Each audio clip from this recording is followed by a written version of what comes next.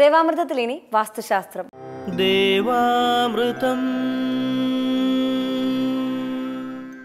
വാസ്തു ജ്യോതിഷപരമായ പ്രശ്നപരിഹാരങ്ങൾ നമുക്ക് നിർദ്ദേശിച്ചു തരുവാനും ഒപ്പം വാസ്തുശാസ്ത്രത്തെക്കുറിച്ചുള്ള നമ്മുടെ സംശയങ്ങൾക്ക് മറുപടി തരുവാനും ഒക്കെ പ്രമുഖ വാസ്തു ജ്യോതിഷാചാര്യൻ ശ്രീ ഡെനിസ് ഇവിടെ എത്തിച്ചേർന്നിട്ടുണ്ട്. അദ്ദേഹത്തെ ഏറെ ആദരവോടെ നമുക്ക് ഇന്നത്തെ അധ്യായത്തിലേക്ക് സ്വാഗതം ചെയ്യാം. നമസ്കാരം.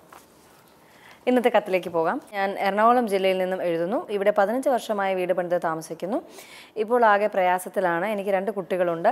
ഇളയ മകൻ തീർത്ത് മദ്യപാനിയായി തീർന്നിരിക്കുകയാണ്. വീട്ടിലാകെ പ്രശ്നങ്ങളാണ്. അവൻ ജോലിക്കൊന്നും പോകാറില്ല. 3 പ്രാവശ്യം ലഹരിവിരുദ്ധ കേന്ദ്രത്തിൽ ട്രീറ്റ്മെൻറ്റ് ചെയ്തു നോക്കി. പക്ഷേ വീണ്ടും കുടി തുടങ്ങുന്ന അവസ്ഥ തന്നെയാണ്. ഇപ്പോൾ ആരോഗ്യപരമായും അവനാകെ തകർന്നിരിക്കുന്നു. വീടിൻ്റെ പ്രശ്നമാണ് എന്ന് പലരും പറഞ്ഞതിൻ്റെ അടിസ്ഥാനത്തിൽ ഞാനൊരു പരീക്ഷണത്തിന് മുതിർന്നുകൊണ്ടാണ് കത്തെഴുതുന്നത്. ദയവായി മറുപടി തന്നെ സഹായിക്കണം. അവസാനത്തെ കച്ചത്തുരുമ്പാണെന്നൊക്കെയാണ് എഴുതിയിരിക്കുന്നത്.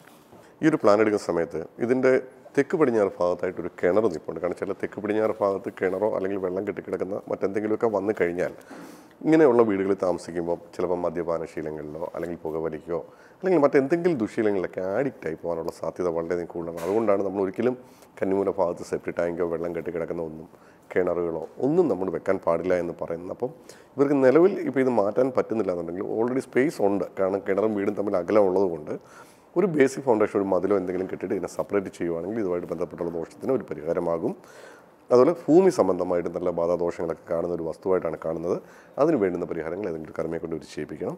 അതുപോലെ ഈ വസ്തുവിൻ്റെ പ്ലാൻ എടുക്കുന്ന സമയത്ത് ഇത് തെക്ക് കിഴക്ക് ഭാഗത്തേക്ക് ഒരു ഏങ്കോണിപ്പുള്ള വസ്തുവായിട്ടാണ് കാണുന്നത്. ഇതിനകത്ത് താമസിക്കുമ്പം രോഗങ്ങളും കടബാധ്യതകളും ഒക്കെ ഉണ്ടാകാനുള്ള സാധ്യത വളരെയധികം കൂടുതലാണ്. അതുപോലെ കുട്ടികളിലേക്ക് പുരോഗതിക്കൊക്കെ തടസ്സമായിട്ട് നിൽക്കുക. ആ ഒരു ഭാഗം കൂടി ഇവർ സ്ക്വയർ ചെയ്തിട്ട് ആ ഒരു കോണിപ്പ് പൂർണ്ണമായിട്ട് മാറ്റിയെടുക്കുക.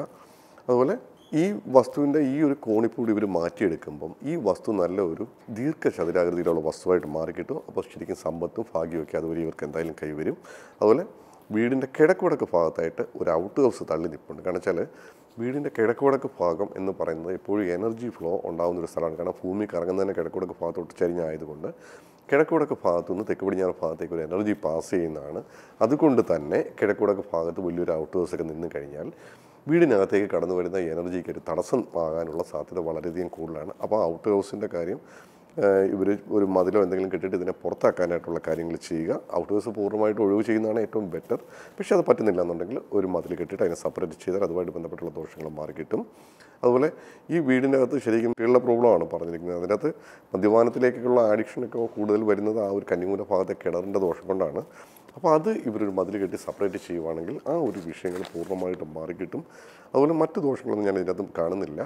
ഈ കിണറിൻ്റെ കാര്യങ്ങൾ മതിൽ കെട്ടി സെപ്പറേറ്റ് ചെയ്തിട്ട് മകനൊരു ട്രീറ്റ്മെൻറ്റ് കാര്യങ്ങളൊക്കെ ചെയ്യുകയാണെങ്കിൽ മദ്യപാനശീലങ്ങളിൽ നിന്ന് പൂർണ്ണമായിട്ട് അദ്ദേഹം മാറിക്കിട്ടും. എത്രയും പെട്ടെന്ന് ഈ ഒരു കാര്യങ്ങൾ മാത്രം കറക്റ്റ് ചെയ്യുക. അപ്പോൾ അതിൻ്റെ വ്യത്യാസം ഇവർക്ക് പെട്ടെന്ന് ഫീൽ ചെയ്യും. നമ്മൾ പലപ്പോഴും പറഞ്ഞിട്ടുള്ളതാണ് കുറേ മുമ്പുള്ള അധ്യായങ്ങൾ. അതായത് വീടിൻ്റെ ചില പ്രത്യേക സ്ഥലങ്ങളിൽ മാലിന്യം കെട്ടിക്കിടക്കാൻ പാടില്ല, വെള്ളം കെട്ടിക്കിടക്കാൻ പാടില്ല, അവിടെ വെയിറ്റ് കൂടാൻ പാടില്ല. ഇങ്ങനെയുള്ളത് കുറച്ചും കൂടെ വിശദമായി ഒന്നുകൂടെ ഒരു ഓർമ്മ പുതുക്കലെന്നോണം പറയാമോ? നമ്മൾ എപ്പോഴും ഒരു വീട് പണിയുമ്പോൾ വീടിൻ്റെ കിഴക്കുടക്ക് ഭാഗത്തായിട്ട് കിണർ കുഴിക്കാൻ പറയുന്നത് തന്നെ അത്രയും ഭാഗത്തെ മണ്ണ് എടുക്കുമ്പോൾ അത്രയും ഭൂമിയുടെ വെയിറ്റ് കുറയുകയാണ് ചെയ്യുന്നത്. അതുപോലെ തെക്ക് പടിഞ്ഞാറ് ഭാഗത്ത് നമ്മൾ വെയിറ്റ് കൂടണം. കാരണം വെച്ചാൽ ഇപ്പോൾ ഒരു നിലയൊക്കെയാണ് നമ്മൾ ചെയ്യുന്നതെങ്കിൽ വീടിൻ്റെ മുകളിൽ ഒരു നിലയോടെ നമ്മൾ പ്ലാൻ ചെയ്യുന്നുണ്ടെങ്കിൽ അത് തെക്ക് പടിഞ്ഞാറ് ഭാഗത്താണെന്നുണ്ടെങ്കിൽ ഈ പറഞ്ഞ പോലെ അതിനകത്ത് താമസിക്കുന്ന നമുക്ക് തൊഴിൽപരമായിട്ടും ബിസിനസ് പരമായിട്ടൊക്കെ നല്ല ഇമ്പ്രൂവ്മെൻറ്റ്, ജോലിയിലൊക്കെ നല്ല ഇമ്പ്രൂവ്മെൻറ്റ് ഉണ്ടാവും. അത് കാണുന്നതായി കാരണം വെച്ചാൽ ഒരു ബാലൻസിങ്ങാണ്.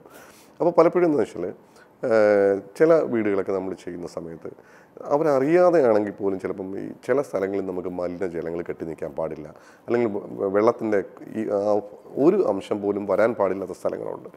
കാരണം വെച്ചാൽ ചില വീടുകളിൽ തെക്ക് കിഴക്ക് ഭാഗത്തായിട്ട് നമ്മുടെ ടോയ്ലറ്റൊക്കെ ചെയ്തിരിക്കുന്ന വീടുകളുണ്ട്. അപ്പോൾ അവിടെ പലപ്പോഴും സെപ്റ്റി ടാങ്ക് വരുന്നത് ആ ഭാഗത്തായിരിക്കാം.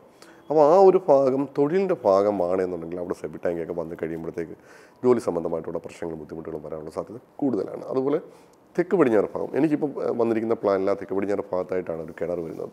തെക്ക് പടിഞ്ഞാറ് ഭാഗത്ത് കിണറോ അല്ലെങ്കിൽ അത്രയും വല്ല വെള്ളം കെട്ടിക്കിടക്കുന്ന സംഭവം വരുമ്പോൾ ഒന്നാമത് കിണറാണ്, അത്രയും വലിയൊരു കുഴി അവിടെ വരുന്നുണ്ട്. അപ്പോൾ അത്രയും ക്വാണ്ടിറ്റിയുടെ വെള്ളവും കെട്ടിക്കിടപ്പുണ്ട്. അപ്പോൾ അത് വന്ന് കഴിയുമ്പോഴത്തേക്ക് ഈ വീട്ടിൽ താമസിക്കുന്ന ആൾക്കാർക്ക് ഇതേപോലെയുള്ള അസുഖങ്ങളോ അല്ലെങ്കിൽ ദുശീലങ്ങളിലൊക്കെ ചെന്ന് ചാടാനുള്ള സാധ്യത കൂടുതലാണ്. അതേപോലെ ഇമ്പോർട്ടൻ്റ് ആണ് വടക്ക് കിഴക്ക് പോർഷൻ. കാരണം വടക്ക് കിഴക്ക് പോർഷൻ ഒരു കാരണവശാലും മലിനജലമോ അല്ലെങ്കിൽ സെപ്റ്റി ടാങ്കോ അങ്ങനെയുള്ള ഒരു കാര്യങ്ങളും നമുക്കവിടെ വരാൻ പാടില്ല. അപ്പോൾ ഇങ്ങനെയൊക്കെയുള്ള ചെറിയ ചെറിയ കാര്യങ്ങൾ നമ്മളെപ്പോഴും വാസ്തു ചെയ്യുമ്പോൾ നമ്മൾ ഓർക്കുക. കാരണം ചില ഏരിയയിൽ ചില നെഗറ്റീവായിട്ടുള്ള സാധനങ്ങൾ വന്ന് കഴിയുമ്പോൾ അത് ആ വീട്ടിൽ താമസിക്കുന്ന ആൾക്കാർക്ക് നെഗറ്റീവായിട്ടുള്ള എഫക്റ്റ് ആയിരിക്കും ഉണ്ടാക്കുക. കാരണം ഓരോ ദിക്കുകളുണ്ട്. വാസ്തുവിനെ സംബന്ധിച്ചിട്ട് 8 ദിക്കിനും നമുക്ക് പ്രാധാന്യമുണ്ട്. അതിനകത്ത് ചില ദിക്കുകളിൽ നമുക്ക് വെള്ളം വെക്കാം, ചില ദിക്കിൽ വെള്ളം പാടില്ല. ഇതെല്ലാം ഓരോ പഞ്ചഭൂതമായിട്ട് ബന്ധപ്പെട്ടാണ്. പഞ്ചഭൂതങ്ങളുടെ ഒരു കുഴപ്പമറിയില്ല. ചില പഞ്ചഭൂതങ്ങൾ അങ്ങോട്ടും ഇങ്ങോട്ടും തമ്മിൽ ചേരില്ല, ചില പഞ്ചഭൂതങ്ങൾ അങ്ങോട്ടും ഇങ്ങോട്ടും ചേരുന്ന പഞ്ചഭൂതങ്ങളുണ്ട്. അപ്പം ഓരോ ദിക്കിൻ്റെയും പഞ്ചഭൂതങ്ങളും ഓരോ ദിക്കിലും ചെയ്യേണ്ട കാര്യങ്ങളും നോക്കി നമ്മൾ വാസ്തുവിൻ്റെ കാര്യങ്ങൾ നമ്മൾ ചിട്ടപ്പെടുത്തി പോവുകയാണെങ്കിൽ നമുക്ക് വാസ്തു സംബന്ധമായിട്ടുള്ള ദോഷങ്ങളൊന്നും ഉണ്ടാവില്ല. അതുപോലെ വാസ്തുവിൻ്റെ പ്ലാൻ വരയ്ക്കുമ്പോഴും ഓരോ ദിക്കിലും ചെയ്യേണ്ട കാര്യങ്ങൾ നമ്മൾ ആ പ്ലാനിൽ അടയാളപ്പെടുത്തി അല്ല കറക്റ്റ് ചെയ്തിട്ടാണ് നമ്മൾ ഓരോ റൂമിൻ്റെ സൈസുകളും കാര്യങ്ങളും നമ്മൾ ചിട്ടപ്പെടുത്തുന്നത്.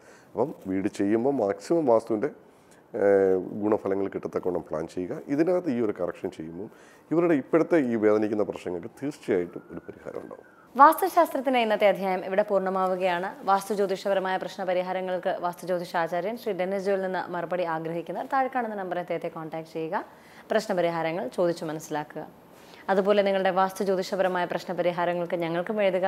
എഴുതിയറിയിക്കേണ്ട വിലാസം: producer Devamritham, Kaumudi TV, Kaumudi buildings, Pettah, Thiruvananthapuram. ദേവാമൃതത്തിന്റെ മനോഹരമായ ഇന്നത്തെ അധ്യായം ഇവിടെ പൂർണ്ണമാവുകയാണ്. മറ്റൊരു പുതുമ നിറഞ്ഞ അധ്യായമായി വീണ്ടും കണ്ടുമുട്ടാമെന്ന ശുഭപ്രതീക്ഷയോടെ വിടവാങ്ങുന്നു. നന്ദി, നമസ്കാരം. മറക്കുന്നു നാം ഇന്നു നമ്മളെ തന്നെ, വേദാന്തമില്ലാത്ത നാൾ വഴിയിൽ അറിവിൻ്റെ ആ ദിവ്യപ്രഭയായി ചൊരിയുന്നു ഗുരുവരുളാകുന്ന ദേവാമൃതം, ഗുരുവരുളാകുന്ന ദേവാമൃതം.